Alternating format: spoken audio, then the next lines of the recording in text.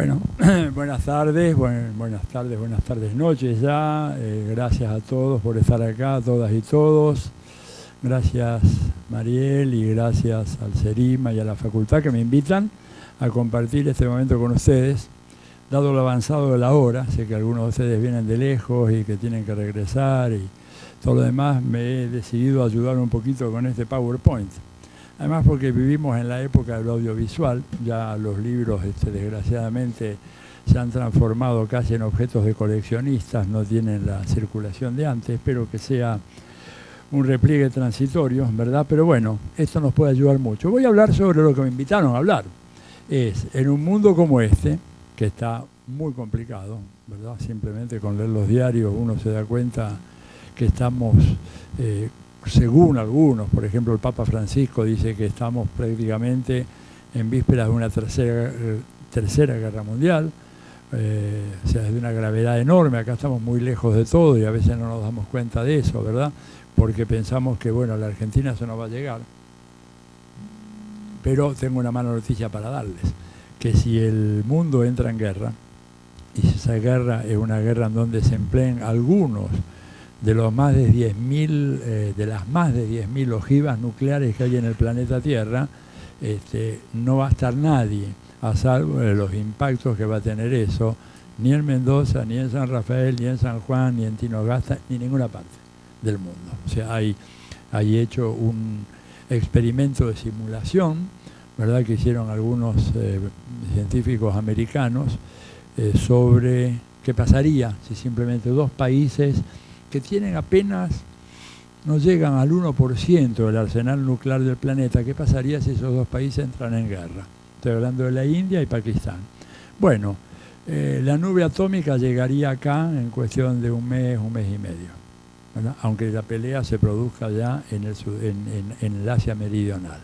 El planeta es muy chiquito, muy chico. Entonces, por eso es tan importante estudiar todas estas temáticas y hacer todos los esfuerzos posibles para evitar que por un motivo u otro pueda producirse un nuevo conflicto termonuclear, o como conocimos en el año 45 cuando se arrojaron aquellas dos bombas en Hiroshima y Nagasaki. Bueno, sin ir más lejos, vamos a poner el marco. América Latina, ¿en qué marco? ¿No es cierto? O sea, ¿qué es lo que está pasando en el sistema internacional? ¿Quién mueve ahora la...? Muy bien, muchas gracias. Fíjese esas dos tapas de dos revistas americanas muy importantes, Time y el America's Quarterly. Son, ¿se ve de allá al fondo o no? Tienen buena vista ya los compañeros que están.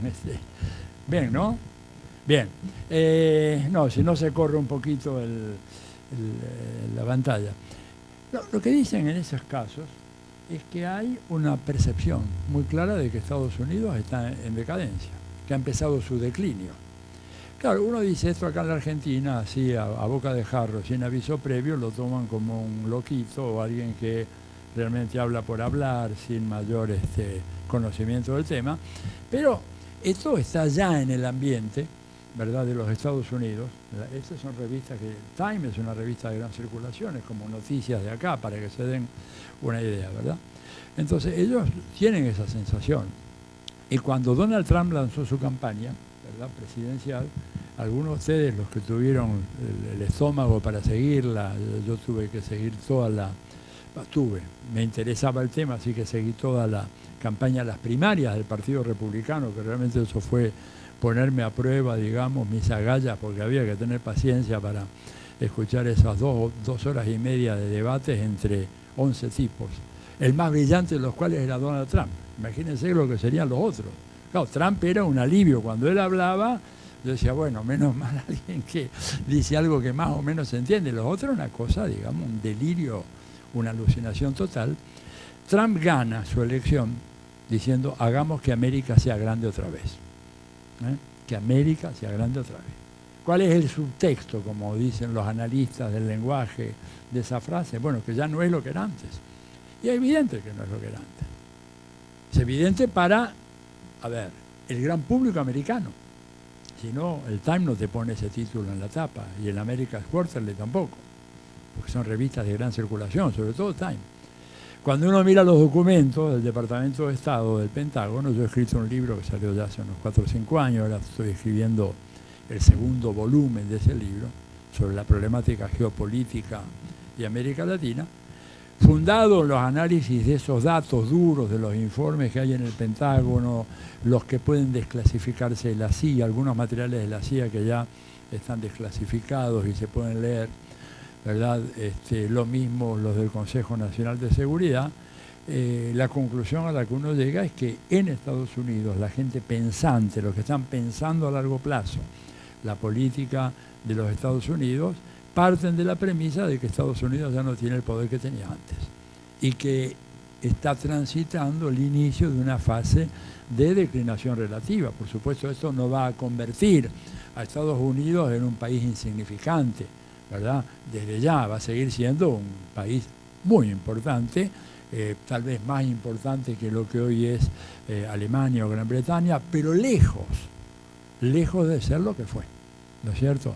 Y esto entonces genera muchos problemas y reacciones muy fuertes de los grupos que pensaron, como se pensó en Estados Unidos, que cuando se cayó la Unión Soviética, ¿verdad? Era el gran rival. Ustedes, bueno, la mayoría de ustedes ni habían nacido, por lo que estoy viendo, en el momento que se produjo el desplome de la Unión Soviética, año 1991. Supongo, sí, la mayoría no habían nacido en ese momento, bueno, pero se habrán enterado que existía eso, que era la Unión Soviética, y que de repente se vino abajo, se desarticuló, implosionó, y entonces salieron algunos en Estados Unidos, algunos académicos, de estos que publican esas revistas que recién decía el colega hace un rato, muy bien, sacando una serie de artículos impresionantes, hablando de que, bueno, el siglo que se venía ahora, el nuevo siglo XXI, iba a ser el siglo de Estados Unidos. Porque el gran rival había desaparecido, estaba en el suelo, no había nadie a la vista, y por lo tanto el siglo XXI iba a ser el siglo de América, decía, la centuria americana. Crearon una gran fundación, que llamó Fundación del Nuevo Siglo Americano. También se habló un poco recién en la presentación anterior del tema de las fundaciones y las agendas de investigación que promueve. Esa fundación tuvo muchísimo dinero, en gran parte dinero de los grupos empresarios americanos, ¿verdad? Y en buena parte también del gobierno, para promover estudios de cómo sería ese nuevo mundo, ¿verdad? Bueno, fue una ilusión. Uno de los personajes más interesantes que estudiaba la problemática internacional de Estados Unidos, un señor que murió hace poco menos de un año, se llamaba Zbigniew Brzezinski, era un polaco-americano, era un partidario de esta escuela realista, que también se decía en la presentación anterior, y él, yo diría más bien, era un súper realista, ¿verdad? Un tipo que realmente tomaba en cuenta los datos duros y no se dejaba llevar por modas intelectuales, y se burlaba de sus colegas que hablaban del nuevo siglo americano, porque diciendo que eso era una ilusión, que era una chiquilinada, dijo. Era una cosa de chicos, propia de chicos. Kidding, decían, te haces el niño. Decía, porque no era un análisis serio de la realidad internacional, que la realidad internacional era mucho más compleja. Y evidentemente le dio la razón a Brzezinski en ese pronóstico pesimista que él hizo. Dijo, no, ¿qué nuevo siglo americano? Acá se nos viene un periodo que vamos a tener grandes problemas, grandes conflictos de otro tipo. No está la Unión Soviética, pero vienen otros. Lo cierto es que Estados Unidos ha empezado, él dice, ese declinio, y ese declinio claramente genera una sensación de angustia, de ansiedad muy fuerte en la opinión pública. Vamos a la lámina siguiente para que vean, ¿verdad? Ese cuadrante. Es muy interesante. Esto fue hecho, ¿verdad?, por esa revista, el Foreign Policy. Creo que no, bueno, saqué una de las leyendas. El Foreign Policy es una de las dos más importantes revistas de análisis de estudios internacionales de Estados Unidos. Es una revista que tiene ya más o menos unos 30 años. La otra que citaba el colega, el Foreign Affairs, ya tiene prácticamente un siglo. Son las dos revistas que leen todos los diplomáticos y estudiantes de relaciones internacionales en Estados Unidos, y en donde todos sienten que deben publicar en esa revista, porque es la marca. Cuando publicas ahí ya estás jugando en las grandes ligas, como dicen en Estados Unidos. Bueno, esta es la otra revista, la más nueva, pero que también es una revista de consulta obligatoria. Fíjense lo que empiezan a publicar esta gente desde hace unos 4 o 5 años, empiezan a publicar en qué punto se encuentra Estados Unidos en relación a lo que era su poderío tradicional, que está en el punto 5, donde ven que dice USA, USA, que es un poco el grito, digamos, de la hinchada de los Estados Unidos en los Juegos Olímpicos. Ahora sí, creo que no se clasificó para Rusia, Estados Unidos, así que no la van a escuchar, pero en las Olimpiadas, cuando aparece algún competidor americano, el grito de aliento de la barra es USA, USA, ¿no es cierto? Con eso es lo que quieren decir, bueno, si la aguja está en el número 5, Estados Unidos como sistema imperial, ellos no tienen ninguna de las dudas que tenemos nosotros, si es un imperio o no es un imperio, ellos somos un imperio, es más, te dicen, ¿y qué? Somos un imperio, ¿y qué? ¿No es cierto? ¿Cuál es el problema? Después les amplío un poquito ese tema. Dice, bueno, ese era el punto que estábamos en un momento. Hay una segunda posición, que es la de que comienza el declinio, pero que vamos a estar bien. O sea, no te preocupes demasiado, empezó una cierta decadencia, vamos a estar bien. Hay un tercer punto en donde dice mantener la calma y seguir adelante, ¿verdad? Pero ellos ubican, y cuando digo ellos, piensen que estamos hablando de pensadores y autores del establishment académico y diplomático norteamericano, ubican la situación del imperio americano en el punto 2, que dice haber sido una superpotencia fue lindo mientras que duró. Eso es lo que está diciendo el número 2. Fue lindo mientras duró. O sea, ya no dura. Y la quinta, o mejor la primera, dice textualmente, estamos totalmente jodidos, empecé a aprender mandarín. O sea, este es el diagnóstico que hacen ellos. Vuelvo a repetir, no es creación mía, nada. Yo simplemente lo vi, lo puse acá en el PowerPoint porque me pareció interesante, para entender un poquito cuál es el clima de opinión allá en Estados Unidos. Si uno quiere moverse un poco en el terreno de las conversaciones informales, dentro de la burocracia de Washington, que siempre es un dato interesante, que no a menudo se refleja en los textos, en los que leemos nosotros, que eso está muy tamizado por las reglas de la publicación, que hay que citar así, que hay que citar allá. Lo que se maneja en Washington son 3 escenarios. Ustedes saben que en el análisis politológico de los Estados Unidos, mucho más en las relaciones internacionales, hay una especie de manía por hablar de escenarios. Todo el mundo habla de escenarios, así que yo tengo que hablar de escenarios también, porque ellos hablan de escenarios. ¿Cuáles son los escenarios de la declinación? Primer escenario, esto digo a nivel de la chismografía de Washington, en el Departamento de Estado, en el Pentágono. Hay quienes dicen, bueno, ¿qué puede pasar? Bueno, que nos vengamos abajo como el Imperio Romano. Pero dice, eso es muy poco probable, pero tenemos que tenerlo en cuenta, porque son gentes, ¿verdad?, muy preparadas. No es que descartan una hipótesis porque sí. Dice, es poco probable, salvo que ocurran 2 cosas que pudieran ocasionar ese derrumbe así estrepitoso. Una cosa, una guerra termonuclear descontrolada, empiezan peleando 2 países, terminan 2 coaliciones y ahí ya se acaba todo, ¿no es cierto? Y el imperio se viene abajo totalmente. Y la otra es que el cambio climático se siga agravando en sus efectos sobre los Estados Unidos, que provoque un verdadero cataclismo ecológico que realmente nos haga muchísimo daño. Probabilidad de que esto ocurra es muy baja, pero ellos manejan eso, ¿no es cierto? No son tontos, manejan como una posibilidad. Segundo escenario, dicen, bueno, es el de un aterrizaje suave del avión del imperio. Usa mucho la metáfora esta de escenarios y aviones, ¿no? El primero, el avión se estrelló, chocó contra la montaña, chau avión. Segundo escenario, el avión llega y aterriza tranquilito, normalmente, sereno, sin ningún problema. O sea, el imperio deja de ser un imperio, pero le pasa más o menos como le ocurrió a Inglaterra, que acabó con el imperio británico, hubo sus fricciones, sus balazos, sus conflictos, no fue tan pacífico, no podía ser tan pacífico, pero finalmente no produjo una hecatombe en el Reino Unido, en Gran Bretaña. Pero dice, ese escenario es demasiado idílico, no parece que pueda ocurrir una cosa así.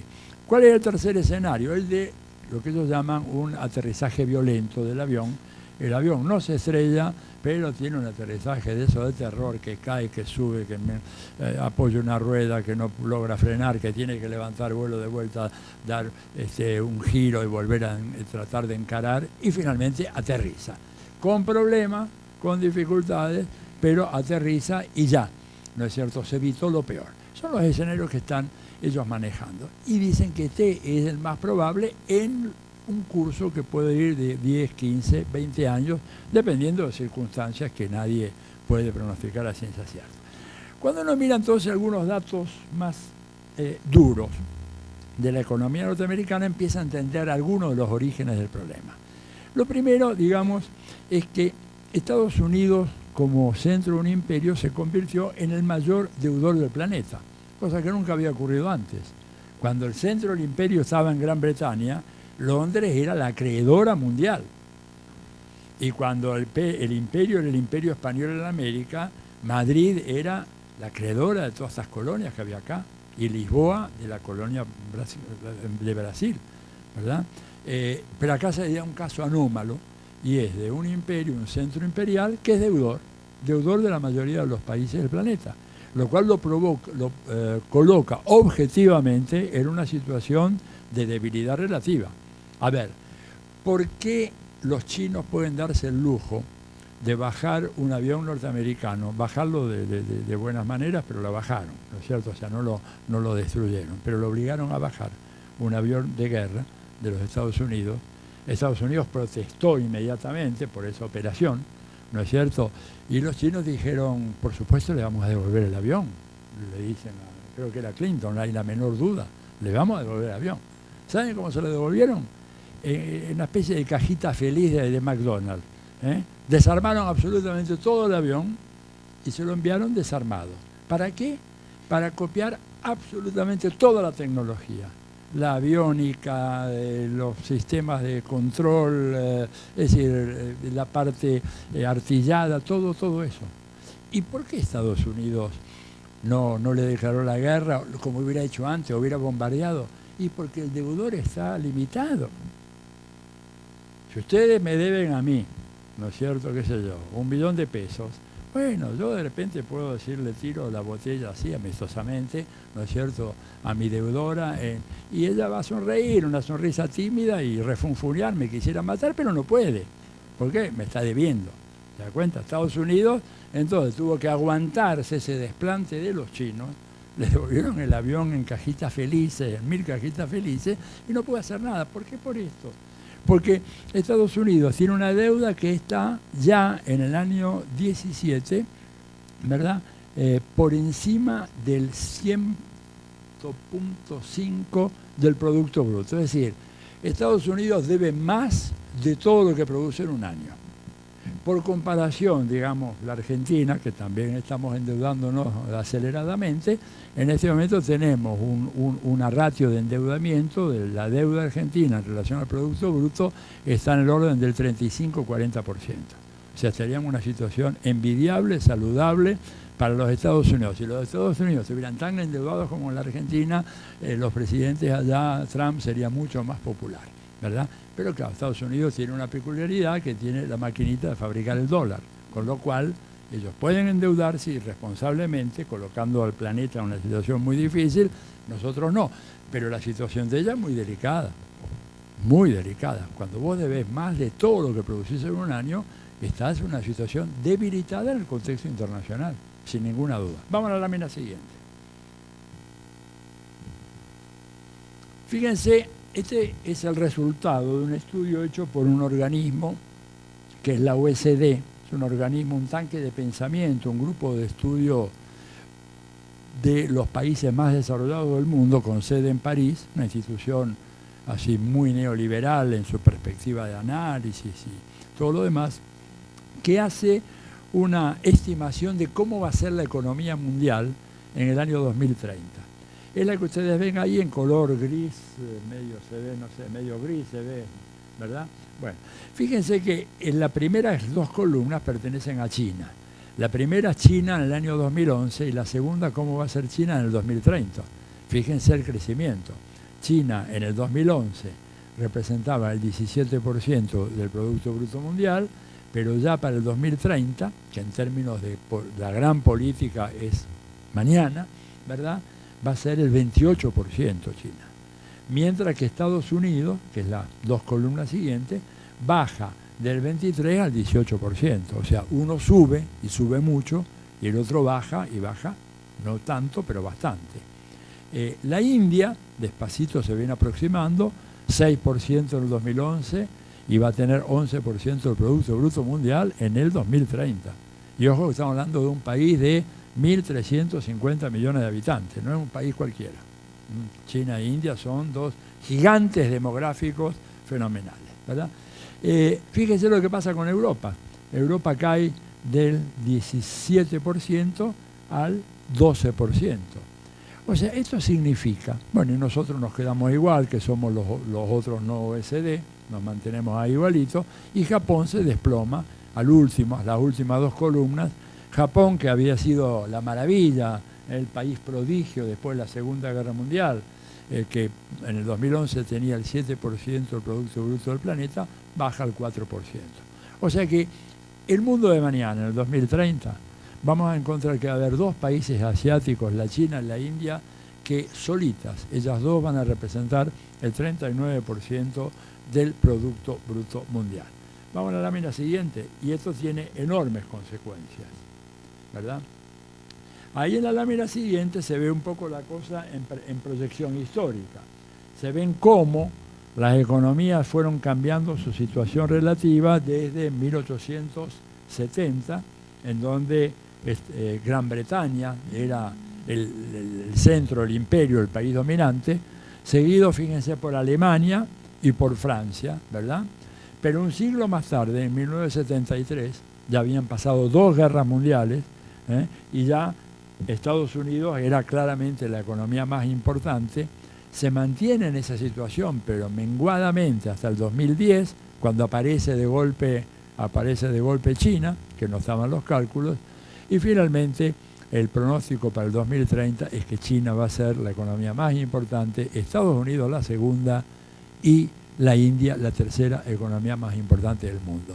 O sea, la famosa Alianza Atlántica, la OTAN, todos aquellos acuerdos que básicamente eran pactos entre Estados Unidos y sus aliados europeos, quedan en el aire ahora, porque en realidad comienzan a ser actores de muy escasa relevancia en la economía mundial. Y esto da lugar entonces a que haya este sentimiento, lámina siguiente, que algunos dibujantes, ¿no es cierto?, norteamericanos, grafican de esa manera, el famoso rickshaw, ¿no es cierto? Esto existe todavía hoy en gran parte de Asia. Si ustedes van para allá y quieren hacer un paseíto, hay una especie de esclavo, ¿no es cierto?, que te lleva por estas calles, etcétera, y ahí lo ven a tío Sam llevando al gobernante chino, y está leyendo un diario que dice: Estados Unidos debe conseguir que le presten 1.75 billones de dólares, trillion en inglés es nuestros billones, ¿no? Millón de millones. Entonces, claro, como necesita que le presten, el chino se dice, bueno, llévame a dar un paseíto, y falta que le pegue un latigazo al pobre tío Sam, lo ven ahí todo sudando la gota gorda. Esto, vuelvo a repetir, el análisis de la política, a veces mirando estas caricaturas, estos dibujitos, es muy interesante, dice mucho acerca de qué, de la sensibilidad popular, de cómo la gente ve el tema, ¿no es cierto?, de las relaciones. Bueno, y ahí, adelante la próxima, aparece el amigo Donald Trump, ¿no es cierto?, pateando el tablero, claramente. Lo que él hace es, con su emergencia, patea el tablero de la política internacional y pone en peligro la paz mundial. Primero porque rompe varios acuerdos muy importantes, se va del Tratado del Pacífico, que había estado laboriosamente preparando Obama, un poco para contener a China, y dice no quiero saber nada con eso, con lo cual le dejan a China el campo amplio para prácticamente convertirse en el gran hegemón mundial en materia económica, ¿verdad? Se retira del Acuerdo de París de cambio climático, cuando la mayoría incluso del establishment diplomático que recomendaba a Donald Trump que no hiciera eso, que el tema del cambio climático es un tema muy grave, muy serio. Estados Unidos está muy expuesto, se está desertificando Estados Unidos. El río Colorado, que era un río que cavó ese enorme cañón de más de 400, 500 metros de profundidad, hoy en día es un arroyito que a veces ni llega a desaguar en el Océano Pacífico, porque se lo liquidaron al río, ¿verdad? No son eternos. Según el uso del agua, desaparece el río. Sin embargo, él se retiró del acuerdo de cambio climático, rompe el tratado de libre comercio con Canadá y México, diciendo que era un tratado que no favorecía a los Estados Unidos. En realidad, todos los análisis de los propios americanos demuestran que el país más favorecido fue Estados Unidos, el más perjudicado fue México. Cuando ustedes oigan hablar de División Internacional del Trabajo, ¿verdad?, que a veces se los pueden pintar con características muy atractivas, etcétera, diciendo, bueno, es una especialización productiva, la Argentina es buena para producir soja, Estados Unidos es bueno para producir computadoras y por lo tanto hay una armonía natural de intereses porque intercambiamos soja por computadora, pero la soja va a valer cada vez menos y la computadora como productos industriales van a ser cada vez más cotizadas en el mercado mundial. No que sean más caras, pero que tengan una demanda creciente, ¿verdad? Porque hay límites a lo que puede uno consumir soja. No hay límites en lo que se puede consumir en materia de laptops, tablets, celulares, toda esta moderna aparatología informática. Pero eso la División Internacional de Trabajo, quien mejor lo reseñó fue Eduardo Galeano, ¿no es cierto?, que dijo que con la División Internacional de Trabajo algunos se especializan en ganar y la mayoría se especializa en perder. Bueno, y ahí cuando uno mira lo que pasó con el Tratado de América del Norte entre Canadá y México, México, que es el país del cual el maíz es originario, se convierte después de 20 años en importador neto de maíz transgénico norteamericano. Y México ahora tiene una cuenta fenomenal por importación de maíz de los Estados Unidos cuando el maíz es originario de México. Y resulta que ya ahora ya no. Y ahora conviene comprarlo en Estados Unidos por la tecnología que usan ellos allá. Bueno, en todo caso, este hombre pateó ese tablero, tomó decisiones irresponsables, decidió llevarse la embajada de Estados Unidos de Tel Aviv a Jerusalén, creando un enorme conflicto en el mundo árabe y el conflicto entre el mundo árabe e Israel y la cuestión palestina, seguido esa decisión absurda por otros gobiernos latinoamericanos. Ayer anunció el presidente Cartes de Paraguay que también él va a llevar la embajada del Paraguay a Jerusalén. Antes lo había hecho el presidente de Guatemala. En todo caso, una conmoción en la política internacional porque es un hombre que realmente no entiende nada, esto lo dicen los propios analistas norteamericanos, no entiende nada de lo que es el sistema internacional y cómo funciona. Él ha sido un gran empresario, un hombre que se hizo multimillonario, pero eso no significa que entienda las complejidades que tiene el sistema internacional y cómo hay que moverse, ¿verdad?, la importancia de la diplomacia. Él no cree en la diplomacia, cree en la fuerza y por lo tanto el mundo está en peligro. Lámina siguiente. Aquella lámina, ¿verdad?, es el águila norteamericano, el águila de los Estados Unidos, básicamente en la segunda mitad del siglo XX. Ahí se ve ese águila imponente, ¿verdad?, y el dragoncito chino, que era una cosita chiquita, el águila mirando fijo, el otro arrugando, porque, bueno, ¿qué podía hacer frente a la potencia de los Estados Unidos? No nos olvidemos que China era un país que era muy pobre, que había sido muy rico, que fue empobrecido, y fue empobrecido fundamentalmente por el Reino Unido a partir de las guerras del opio. El equivalente de hoy de la guerra del opio es el narcotráfico. O sea, el Reino Unido utilizó el tráfico de opio como una manera de hundir a la China y lo logró.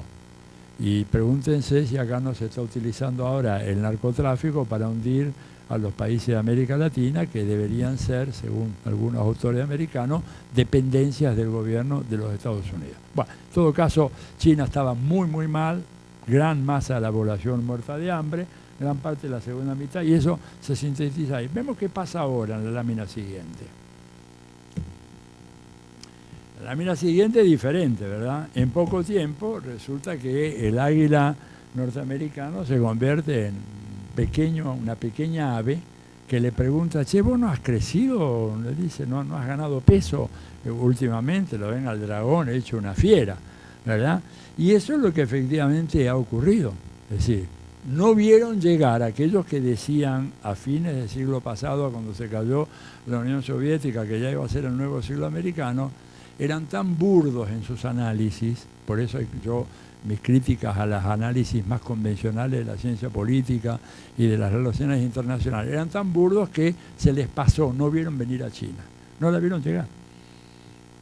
En el año 85, por ejemplo, hubo un seminario muy importante que se hizo en Buenos Aires, en el Eural. ¿Estaba ya por ahí? Estaba por ahí. Bueno, que trajimos a un gran economista norteamericano, Lester Thurow, se llama el hombre, un súper capo realmente, un hombre de los mejores, ¿verdad? Me acuerdo que en el seminario le preguntaron, bueno, ¿qué opinaba de China? China estaba empezando recién, ¿no es cierto? El año 85 todavía no era lo que es hoy. Le preguntan, ¿cuál cree usted que puede ser el papel de China en la economía mundial? Y Lester dijo, mire, va a ser un papel importante, pero no antes del 2030 o 2040. No antes del 2030 o 2040. Bueno, en el 2005, China 2010 ya tenía ese papel crucial que no ha hecho sino acrecentar. Y yo les voy a mostrar ahora, la lámina siguiente, un dato que es impresionante, absolutamente impresionante, que les grafica de manera muy clara la escala de lo que es el crecimiento económico china. Eso que ven ahí son dos cubos, ¿verdad? Irregulares, por supuesto. El primero es de Estados Unidos y el segundo es China. En otras palabras, China consumió más cemento en 3 años, del 2011 al 2013, que Estados Unidos en todo el siglo XX. No me equivoqué, no estaba mareado cuando leí los datos, la fuente está ahí, el Instituto de Cemento de Estados Unidos, o sea, son datos absolutamente oficiales. En 3 años, los chinos consumieron 46% más de cemento que Estados Unidos en todo el siglo XX, cuando Estados Unidos asfaltó todas sus calles, hizo todas sus carreteras, lanzó el programa de suburbanización, ¿verdad? Que antes eran todas zonas rurales, construyó los puertos, los aeropuertos, los puentes, las supercarreteras, todo eso en un siglo. China en 3 años consumió eso y 46% más. Esto le da a usted entonces la escala fenomenal que tiene el crecimiento económico chino y las dificultades enormes, ¿verdad?, que enfrenta China. Y esto, digamos, se ve ahí claramente en ese mapa. Ese mapa es un mapa de un tren de alta velocidad que los chinos hicieron, ¿verdad?, que va desde Shanghái, o de Jiyu, que es un suburbio ahí cerca de Shanghái, hasta Madrid. Un tren de alta velocidad. Reconstruyeron la famosa ruta de la seda, que antes la hacían con camellos y mulas y burros y caballos y todo eso, ahora la hacen con trenes de alta velocidad.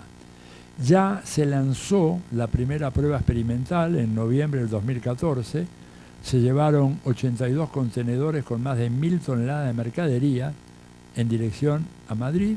Ese tren recorrió los 13.000 kilómetros y llegó en poco más de 2 semanas, ¿verdad? Si eso lo tienen que hacer por barco, ese recorrido, ¿verdad?, son un mes y medio. Y por otra parte, al recuperar la ruta de la seda, lo que hace China es integrar a su dinámica económica a todos los países por donde pasa ese tren de alta velocidad, ¿verdad? Porque, digamos, ¿qué otra cosa pueden hacer? ¿Con quién van a negociar? Además, Estados Unidos queda muy lejos. ¿Cómo llegan a Estados Unidos? En cambio, China ahora llegan prácticamente con un tren de alta velocidad. Estados Unidos, entre paréntesis, no tiene 1 kilómetro de vías férreas de alta velocidad. Este es uno de los síntomas del atraso más importante que tiene Estados Unidos, que es justamente el sistema de transporte absolutamente obsoleto. Ellos se manejan como nosotros acá, solo que sin Moyano allá, nosotros acá tenemos Moyano, le pagan mejor a los camioneros, pero todo se mueve a través de camiones. O sea, un método absolutamente irracional, ecológicamente muy pernicioso, lento, caro, es decir, todas en contra tienen. Pero bueno, no pudieron hacer. ¿Por qué no lo hicieron los americanos? ¿No saben hacer tren de alta velocidad? Sí, claro que saben hacerla. Pero el tema es que el lobby petrolero es el que manda. Y el lobby petrolero quiere que se consuma petróleo y por lo tanto vamos con los camiones y olvídate de los trenes.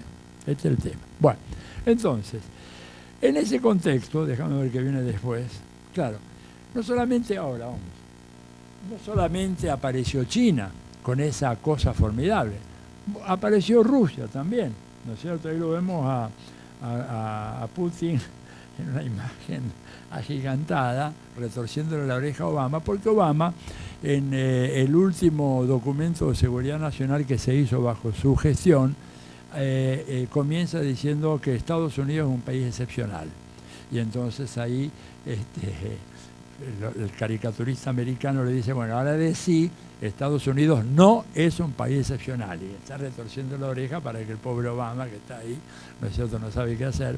Pero esto es un dato muy interesante, la resurrección de Rusia. Ahí en esa mesa de póker lo vemos a Putin tranquilo, ganando fichas como malo de la cabeza, y Obama ganándose la cabeza, está perdiendo todo, ¿verdad? ¿Por qué? Bueno, porque se cometió otro error. Por esos errores de diagnóstico. Un buen internacionalista no puede cometer esos errores. A ver, si Rusia fue una potencia importante desde finales del siglo XVIII y lo fue a lo largo de ese momento sin solución de continuidad, y que fue la potencia que reorganiza el sistema internacional después de la Segunda Guerra Mundial, bajo la forma de la Unión Soviética, ¿cómo se puede ser tan ingenuo como para pensar que desaparecida la Unión Soviética, Rusia se convertía en una república bananera? Y sin embargo cometieron ese error, ¿verdad? Por eso que la buena ciencia política y el buen análisis internacionalista es una mercancía muy escasa, muy escasa. Se comieron eso, no se dieron cuenta que Rusia tenía que volver, tarde o temprano. ¿En qué se confiaron? Se confiaron en Yeltsin, que Yeltsin duraría para siempre o vendría otro igual que él.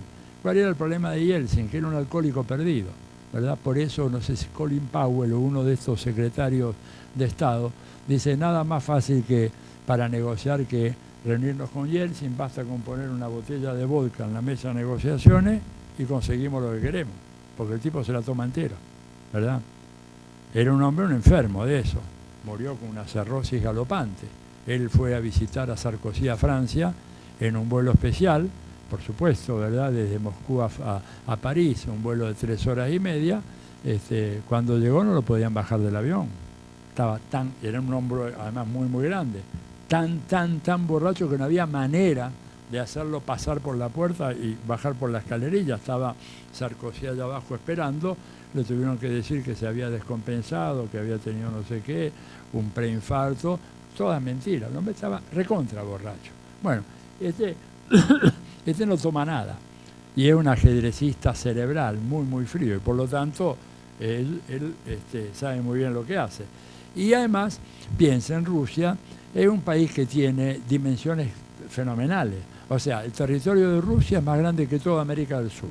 O sea, ustedes sumen Brasil, Argentina, Colombia, Perú, todo, ¿no es cierto? Rusia es más grande que todos nosotros juntos. Después, Rusia es un emporio de gas, un emporio de petróleo y un emporio de agua. Y aparte tienen la segunda capacidad nuclear del planeta Tierra. O sea que tienen el segundo armamento nuclear más importante, casi igual que el de los Estados Unidos. Entonces no se puede dar por muerto a un país con esas características. Por lo tanto, Rusia reapareció para completar el esquema. Y así estamos en ese mundo multipolar que finalmente ha venido cristalizándose, en donde ya Estados Unidos solo no puede decidir cosas que antaño resolvía en menos de canta un gallo, ¿verdad? Sobre todo en América Latina. Pasan estas dos láminas porque se me están haciendo muy tarde. No, pasar también, está después, ¿verdad? Entonces, en ese contexto, ¿verdad?, en un contexto así tan complicado, cuando Estados Unidos tiene rivales tan fuertes, así son definidos, rivales y Rusia como enemiga. El último documento de seguridad nacional que sacan con Trump en noviembre del 2017, o sea, hace apenas 6 meses, dice que Rusia es un país enemigo de los Estados Unidos. Eso fue una gran sorpresa, ¿verdad?, que lo dijeran, porque realmente es casi una declaración de guerra. Y Putin y el chino, Xi Jinping, reaccionaron de manera muy dura ante ese documento. diciendo Estados Unidos está volviendo a la época de la Guerra Fría. Pero realmente Estados Unidos está dando así, librando una gran batalla para evitar que este esquema multipolar que se ha armado y que le quita márgenes de maniobra logre imponerse a escala mundial y sobre todo que logre imponerse en América Latina. América Latina, que para ello es de lejos, como voy a ver enseguida, vamos a la otra lámina, la región más importante del mundo.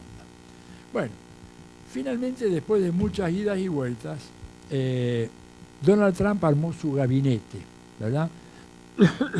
Un gabinete realmente de temer. Ahí lo tienen, el señor aquel de bigote blanco arriba, es John Bolton. Ese es el secretario, el director en realidad del Consejo de Seguridad Nacional, Consejo de Seguridad Nacional, que es el máximo organismo de asesoramiento al presidente en materia de política exterior.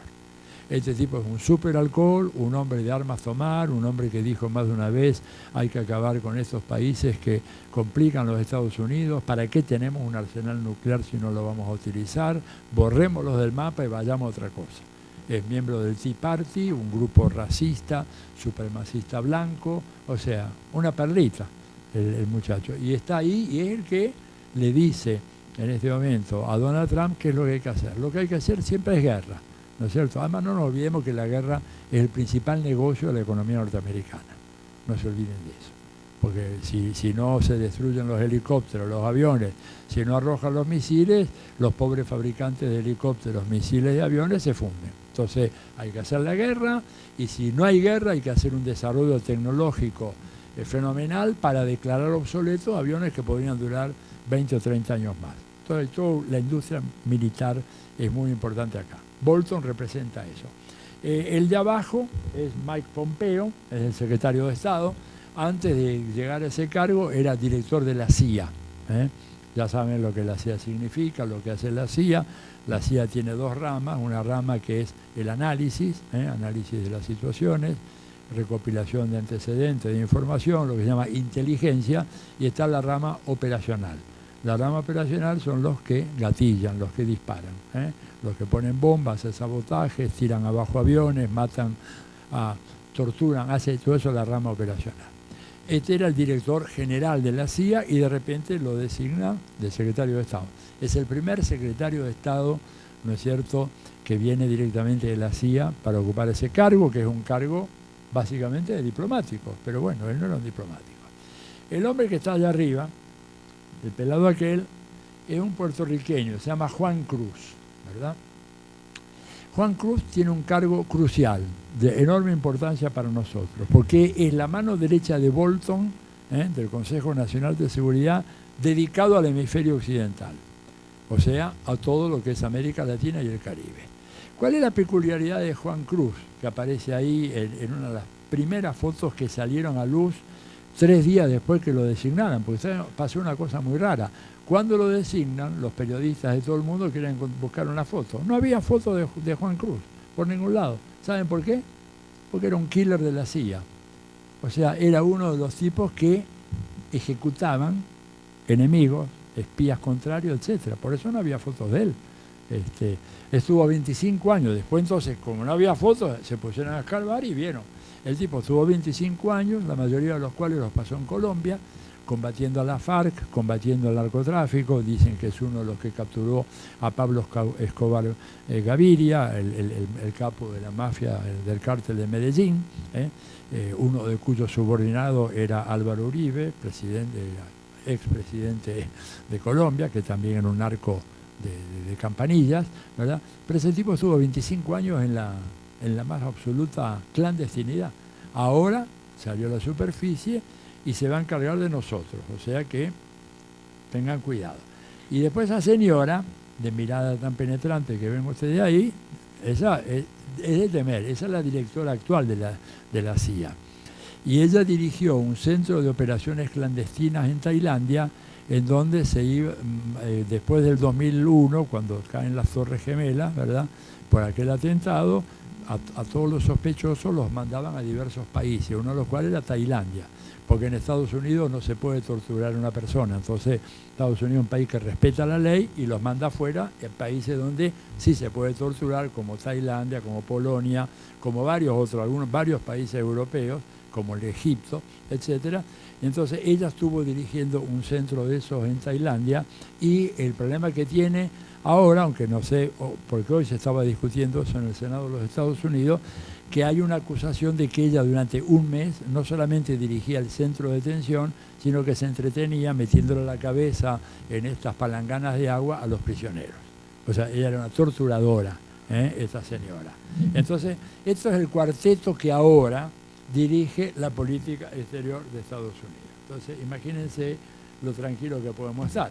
Bueno, y en ese contexto, América Latina, ¿les importa o no les importa? Nosotros sabemos de que a veces lo que dicen los diplomáticos americanos y los que de acá repiten como loros lo que dicen allá, ¿verdad? Que es un problema muy serio que tenemos. ¿Qué dicen allá? Dicen, bueno, en realidad América Latina no cuenta, no es importante. Por eso acepten lo que le damos, no provoquen conflictos ni le busquen la quinta pata al gato. Acá lo que hay que hacer, nosotros somos los jefes naturales de este hemisferio. Yo he estado en varios seminarios internacionales en donde analistas norteamericanos dicen cosas como, tales como, well, you belong to us, ¿no? O sea, ustedes nos pertenecen. Así como gesto de cariño nos decía a los latinoamericanos que estábamos ahí en la reunión, ustedes nos pertenecen, este continente es nuestro, por eso la doctrina Monroe, ya del año 1823, y es nuestro además por razones de seguridad nacional, porque si ese continente se mete cualquiera, esto es como un dique que empieza a tener fisuras, la fisura de Cuba, de Nicaragua, de Bolivia, de Ecuador, de Venezuela, se viene abajo el dique de contención y el país es arrasado, ¿verdad? Y por eso Trump quiere hacer ese famoso muro entre México y Estados Unidos. Esa es la idea paranoica, ¿no? De que les vamos a ir todos corriendo para allá para saquearlos. Pero para que nosotros tengamos una autoestima bien baja, lo que nos dicen permanentemente es que América Latina no cuenta en la economía mundial, que nuestros países no son nada. Y recuerden, el presidente Donald Trump tuvo una expresión, se recuerdan, son países de M, dijo. ¿Para qué queremos que venga gente de países de M? Lo dijo con todas las letras, no con la delicadeza que lo digo yo. Eso lo dijo públicamente, nunca un presidente americano había dicho eso. Lo pensaban casi todos, pero decirlo no lo dijo ninguno. Como este no tiene super yo, este dice todo lo que le pasa por... No tiene. Él todo lo que se le ocurre lo dice. Y entonces, claro, lo grave no es que ellos digan que nosotros somos un país de M, sino que haya cabezas colonizadas en América Latina que dicen sí, efectivamente somos países de cuarta. Y por lo tanto tenemos que tener las famosas relaciones carnales con Estados Unidos, los años 90, con Menem, etc. Y que ahora vuelven porque ahora está, Argentina se vuelve a alinear incondicionalmente con Estados Unidos con las consecuencias de esto. ¿Es verdad eso de que no tenemos ninguna relevancia? Miren un poco lo que se dice ahí. América Latina tiene el país con la mayor reserva de petróleo del mundo, que eso es Venezuela, para desgracia de Venezuela, ¿verdad? Porque si no, si Venezuela fuera el país con la mayor reserva, no sé, de maní del mundo, tengan ustedes la absoluta seguridad de que no habría ningún plan para invadir Venezuela, ni la crisis, ni dirían que Maduro es un dictador, aunque colgara gente en los faroles dirían que es un gran demócrata.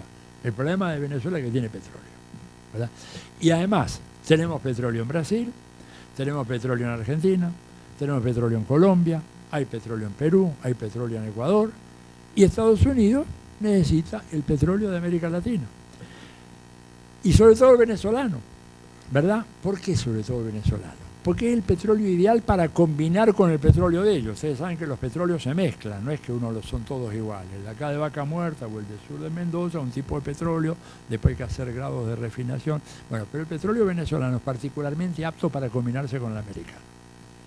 Y entonces tiene otra ventaja, de que el buque cisterna petrolero que sale de Maracaibo o de Puerto Ordaz en Venezuela, cargado de petróleo, llega a Houston en 3 días y medio, 4 días de navegación. El que viene del Golfo Pérsico, o sea, de Kuwait, de los Emiratos, de Arabia Saudita, demora 45 días. Por lo tanto, es una operación logística más cara y más riesgosa en un mundo erizado de peligros, piratas somalíes, grupos terroristas, fundamentalistas, etcétera, quieren tener el petróleo lo más cerca posible, y lo más cerca posible es Venezuela. Pero aparte, si no fuera Venezuela, tienen toda América Latina con petróleo. Tenemos grandes reservas de gas, ¿verdad? Trinidad y Tobago es un emporio de gas, es uno de los países con mayor potencial de producción de gas del mundo, ¿está? En el Caribe, ¿verdad? Energía hidroeléctrica, como tenemos, pero para regalar, para tirar, ¿no es cierto? Brasil, mismo Argentina, Chile, Paraguay, tenemos energía de sobra. Entre el 40 y el 45% del agua dulce del planeta Tierra, con apenas el 7% de la población mundial. Y cuando uno lee los manuales, digamos, del Pentágono de los Estados Unidos, ¿qué dicen todos? Que las guerras en la segunda mitad del siglo XXI van a ser guerras del agua, ya no del petróleo. El tema va a ser el agua. Y tenemos acá agua, pero digamos para tirar. La mitad de la biodiversidad del planeta, ¿verdad? Toda la nanotecnología, toda la industria farmacéutica, la biotecnología, todos los grandes desarrollos de las nanociencias tienen como fundamento la codificación de los ADN de plantas y animales, y nosotros tenemos en la gran cuenca de la Amazonía y subamazónica, ¿no es cierto?, la mitad de la biodiversidad mundial. Tenemos 7 de los 10 países productores de minerales estratégicos más importantes del mundo, 80% de la reserva mundial de litio. El litio es lo que hace funcionar todo esto que vemos hoy acá. Todos los teléfonos celulares de ustedes, más esa máquina, la impresora, la computadora, los micrófonos, el cañón, todo eso funciona con litio. Por eso salió un informe hace un tiempo ya, hace un par de años, en el Financial Times de Londres, diciendo que dada la enorme riqueza de litio que tiene Bolivia, Bolivia está llamada a convertirse en la Arabia Saudita del siglo XXI. Así como Arabia Saudita se hizo un país riquísimo con el petróleo, Bolivia se va a hacer un país riquísimo con el litio. Nosotros tenemos un poco de litio en la frontera, en la zona fronteriza con Bolivia, también tiene un poco de litio Chile, pero el grueso, la Arabia Saudita, dicho por los británicos, es Bolivia. Entonces, ¿y cómo los Estados Unidos va a ser indiferente ante un emporio de recursos naturales como esto? Agréguenle los excedentes alimentarios. Podemos alimentar 1.000 millones de personas por encima, más allá de las nuestras, ¿verdad? El pulmón del planeta, digamos. América Latina tiene una importancia absolutamente extraordinaria. Entonces Estados Unidos está dispuesto a perder, vamos a la siguiente lámina, perder cualquier país, pero no perder América Latina. América Latina tiene que preservarse bajo dominio americano. Por eso se han lanzado a reconquistar América Latina. Porque le habían perdido el control, ¿no es cierto?, a la región, y están tratando de recuperar ese control, ¿verdad? ¿Cuándo lo perdieron? Bueno, fundamentalmente cuando aparecieron gobiernos que pusieron énfasis en los intereses nacionales, en la autodeterminación nacional, que favorecieron los procesos de unión, integración de América Latina, crearon instituciones como la UNASUR, como la CELAC, como Petrocaribe, como el Banco del Sur, como Telesur, todo eso, ¿verdad?, que fueron considerados por Estados Unidos como hostiles al predominio de los Estados Unidos, y era cierto, son procesos de integración que Estados Unidos ve con muy malos ojos, y por lo tanto empezaron a desestabilizar gobiernos considerados como enemigos, hicieron golpes de Estado, algunos que triunfaron, otros que fracasaron, pero bueno, finalmente estas tentativas que han cambiado un poquito el mapa sociopolítico de la región. Pasamos a la lámina siguiente, ¿no es cierto? Ahí planteo yo de manera muy sucinta que los países de América Latina y el Caribe son países que son temas de política doméstica de los Estados Unidos, así decía Brzezinski, y esto, bueno, sería muy largo ver, pero la doctrina Monroe, contención, todo eso. Por lo tanto, estamos en presencia de esos enormes desafíos. ¿Cómo salimos de esto? Para terminar, en 1 minuto, 2 minutos. Bueno, hay una sola escapatoria, que es afianzar los procesos de convergencia y unidad entre los países de América Latina. Porque solos no tenemos ninguna chance de sobrevivir, digamos, económicamente, políticamente, socialmente, como naciones autónomas, en un mundo tan complejo como esto, con actores tan importantes como estos, ¿verdad? Se puede negociar con Estados Unidos mejor si tenemos una estructura como la UNASUR o como el Mercosur, pero la UNASUR ya ven que la están desarmando. Entre Macri, Temer y Santos han desarmado o quieren terminar de desarmar la UNASUR para beneplácito de Estados Unidos. Tenemos que fortalecer y robustecer el Mercosur. ¿Cómo Europa hizo para defenderse de este enorme ímpetu de los Estados Unidos? Creó la Unión Europea. Pero nosotros tenemos que hacer lo mismo. Pero cada vez que queremos hacerlo, Estados Unidos siempre coloca toda serie de obstáculos porque, como les decía recién, ellos quieren esta región para sí mismos. Así que yo creo que el camino es ese. Esto pasa por una coordinación no solamente de los gobiernos, pasa por una coordinación con los movimientos sociales y las fuerzas sociales. Lo que ustedes representan, la llamada famosa sociedad civil, una sociedad civil que tiene que latinoamericanizarse y que de esa manera va a poder ofrecer resistencia. Pasá 2 láminas, vamos a la última para que no pasarla. Ahí hay toda una serie de datos donde pueden encontrar en el Facebook mío, en el blog, en Twitter, etcétera, informaciones de este tipo. Es una versión actualizada de Abbey Road. Están Marx, Engels, Lenin y Mariátegui ahí con su bastoncito. También me lo regaló un gran caricaturista peruano, me dio como un obsequio, me encantó, digamos, me pareció una cosa muy linda. Y bueno, ahí en esas direcciones, en el blog, en Facebook y en Twitter van a encontrar muchas de las cosas que digo acá y todo lo que voy investigando lo socializo de esa manera y lo pongo ahí. Así que bueno, nada más, muchas gracias, perdón si me...